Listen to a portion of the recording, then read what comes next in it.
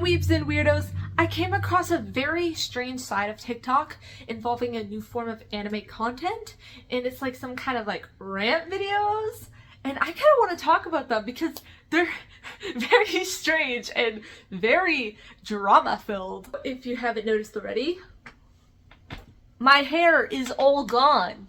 I did try warning you guys, but yeah, this isn't the first time I've had my hair, this short. And it might not be the last. I've just been getting bored of like the normal hairstyle I've been having. I haven't had any inspiration for a new haircut. I like changing my haircut a lot and nothing came to mind, so I'm like, I might as well just shave it off again. These anime rant videos, oh boy, is there a lot of drama. I feel like the one thing that is consistent is that there's always like a PNGs of like someone's favorite character. Sometimes the voiceover, it's always not someone's real voice, whether it's like a generated voice or it's like one of those things where a paid voice actor uses their voice or something, kind of like with like Vocaloid kind of deal. It's something like that. There seems to be also slime videos in the background. I mean, it's very specific format, and you can tell just by looking at it that every single one follows this exact format. Usually what they tend to talk about varies between ranting about like their personal life, personal opinions, or it goes towards like talking about anime and other stuff. But one of my, let's say, favorite ones is when they are arguing amongst themselves. Oh boy. Okay, so obviously I don't actually want to encourage people from going and like hating on each other or like being rude online. There's so much drama. If you shower after 4 days or more, you're disgusting. I don't care about your mental health, it stinks. It's wild to me how comfortable people are saying, I don't care about your mental health, like that's some kind of flex. Hygiene doesn't exist in a vacuum. For a lot of people, basic self-care is directly tied to their mental state. I don't care what your layout looks like. I stay for the rant. Shut the fuck up! If I can't even see the slime because your overlays are in the way, I'm scrolling. The whole point of the slime is to get people's attention. My current guess so far is that a lot of the people who are gravitating towards this are minors or like young adults, because often enough these rant videos, they're talking about school or teachers or like home life, and I feel like that is more something that minors would talk about. I'm running one of those school slander accounts, and it's genuinely the best thing I've done in a while. And it's nice to see a new format for like people going online faceless, especially knowing how, unwelcoming the VTubing community can be for, people of color and people from different backgrounds. I mean, I'm not saying all VTubers are like that, but there's been a lot of racism lately. And that is not okay. So formats like this would probably be more appealing for someone. There also seems to be a lot of drama between, those who use AI and those who don't use AI.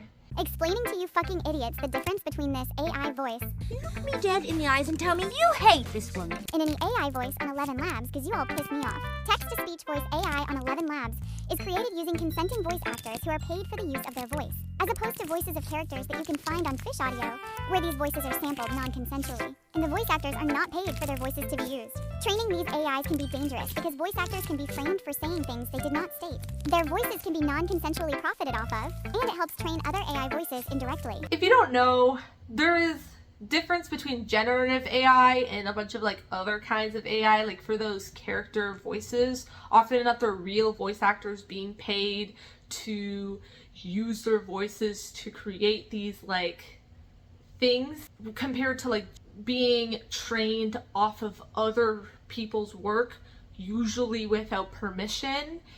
So it'd be like stolen artwork or like stolen voices in this case. And another thing with generated AI, it uses a lot of water, and there's just so many problems with the generative AI.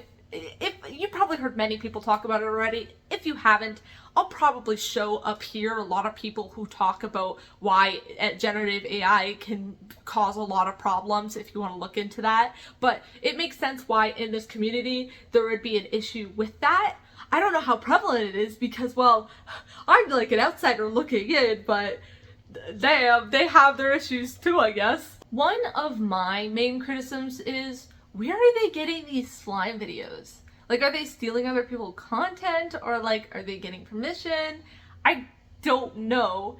Is there even really an ethical way to do videos like that? It's very like low effort content, kind of like those, you know, those Minecraft Reddit story reading videos where someone's reading a Reddit story that they obviously didn't make and using footage of someone like jumping parkour in Minecraft, but usually it's footage that they didn't even make with like a voiceover on it that isn't their real voice. Yeah, those low effort content, like I feel like low effort content is really bothersome, because at least it is, as someone who makes like longer form content and try to put a lot of effort in their videos, I try my best to credit people, I try my best to bring resources, not just like taking information from other people and rewriting it, right? Coming from my perspective, it feels like, I don't know, a little weird, but I just hope that these people aren't just like stealing people's stuff and people are like okay with them using their slime videos. And I don't know. To be fair, a lot of their content is more about what they're talking about, and it doesn't really seem to be Reddit stories. Like, some people do Reddit stories. No hate. You could do your low effort content if you want, but there are some people who will do their own opinions. It's much more popular to talk about your political opinions or talk about your personal life issues or your hot takes. And I think that it's a very easy entry-level way to get into social media or to get into, you know, TikTok or like short form content, or if they even want to have a presence online, which is very nice, seeing a way that's more accessible for people, right? But one of the problems with that as well is like, you can't really verify people's ages. To be on social media, I'm pretty sure you have to be like 13 for most platforms, and obviously we know that there are a bunch of parents who allow their kids to go online at younger ages, but you could see how it could be a problem because you don't know the ages of someone online, and I feel worried. Like, they're putting themselves in a very vulnerable position because, you know, every bad comment feels like a stab to the heart, right? And you're putting yourself in a vulnerable position when you are a minor, right? And obviously it's not me who gets to decide whether or not they deserve to be online, it's their parents, but like, it makes me a little worried about the world we live in. One of the main reasons I'm worried about their age ranges is because of the types of topics they sometimes talk about, because they'll be talking about like school or their parents being annoying, but then they'll also be talking about adult topics sometimes, and I don't know, I'm worried. I'm a concerned adult worrying about these people. Hot take. If you're gonna add fan service in a show, it should be equal for both genders. Why am I just realizing how many little kid shows had fetishes in them? It's not me to decide, I'm not their parent, but like, it makes me uncomfortable to see someone younger than 13 on the internet. This is a community space that I'm not necessarily a part of, and a lot of the times they will talk about topics that are really interesting and give great points and opinions on them, and I find that it can be really engaging. So one thing I do love about this slime rant video community is how they can call each other out or a lot of the bad stuff, because there will be some people who will try to push, like, you know, racism or problematic behaviors, and they are not afraid to like speak out on it. Dear adults with disposable income on my subscribers or viewers, I have a Ko-fi donation thing going on, which is supporting my channel, and all of the funds go towards my video and improving video quality. And so if you want to further support my channel, I post extra content on there. I do social media shoutouts. After the end of a YouTube video, I plan on basically announcing who are my members. If you're interested in that, please go check it out. I currently don't have any members, but I do still post stuff there, and if that seems like something you're interested in, go check that out.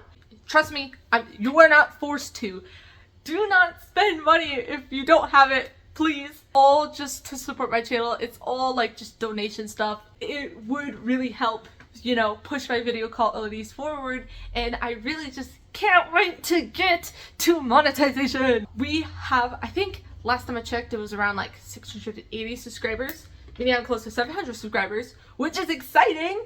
And so far I have about like 1,000 watch time hours, and I'm pretty sure you need like 4,000 watch time hours for monetization, but only 3,000 watch time hours for like the first, like, I don't know, threshold. We are getting so close, and it's all thanks to you guys. Oh my god! Thank you for watching this video. I am a tree, and if you like any of my other videos, there will be other similar videos up here if you want to check them out. I suck at outros.